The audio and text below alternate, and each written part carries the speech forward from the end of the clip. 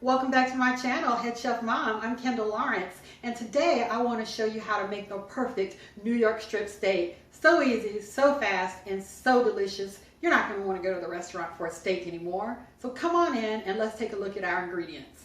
So here are our simple ingredients. I have a New York strip steak here, and you can use your favorite cut of steak, but I say get a good steak. My favorites are T-bone, ribeye, New York strip, and I also like sirloin and flat iron steak, but you got to have a little bit more skill with those, I think. These are a lot easier. I like a thin cut as well. I don't like a really thick steak. And so I always buy my steak about the same thickness, and so I can use the same technique every single time and it comes out perfect. I don't like to put a lot of seasoning. So I've already seasoned up my steak with some sea salt, and I seasoned it very liberally. Don't be afraid to season that steak, okay? I've seasoned it very liberally with sea salt on both sides. I'm going to add some black pepper after I've cooked it. I've got a couple tablespoons of butter, and I've got some cooking oil. Use any oil that you like as long as it has a high smoke point. So let's get on over to the stove. Okay, so I've got my cast iron skillet here heating up on high heat, and we want to get this pan extremely hot so that we can sear the steak. And I don't know if I mentioned to you that I let this steak sit out until it was at room temperature, and then I seasoned it. And that's really important because we're going to do a quick cook on it, and you don't want it to be cold in the center, okay? And I also don't know if I mentioned that, I think it's best to choose a steak that has a lot of marbling because that fat is going to give you more flavor, okay? So as soon as my pan gets smoking hot, we're going to get this going. Okay, so I'm going to go ahead and I'm going to add some oil to the pan. Not too much, not too little. It's a few tablespoons.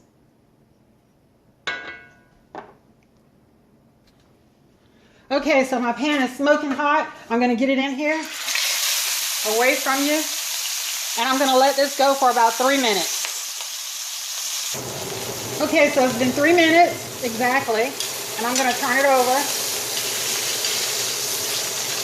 Got a great crust on it there. Crusty. Okay, 2 minutes. Okay, so it's been 2 minutes. I turned my eye off, and I'm going to take my butter, and I'm just going to kind of plop it right down on there. I did use a thermometer just to be sure, and it's about 133 degrees, which is like a perfect medium rare for me. So it's been 5 minutes. I'm going to take this off the eye. I'm going to let it rest between 5 and 10 minutes, and then we'll come back and take a look. Okay, so here's my beautiful New York strip steak that I cooked in the cast iron skillets. And I want to say that I let it rest for a full 10 minutes. And I tinted it with aluminum foil, and it's really important to let it rest because you want to seal in those juices so that it won't be dry. If you cut it and try to eat it immediately out of the pan, then all of those wonderful juices and all that wonderful flavor is just going to go away. Okay, so let's go ahead and cut this.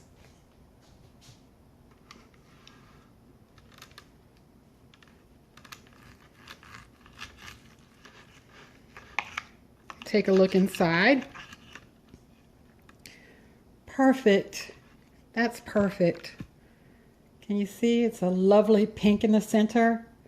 That's exactly how I like my steak. Beautiful. So let's take a taste.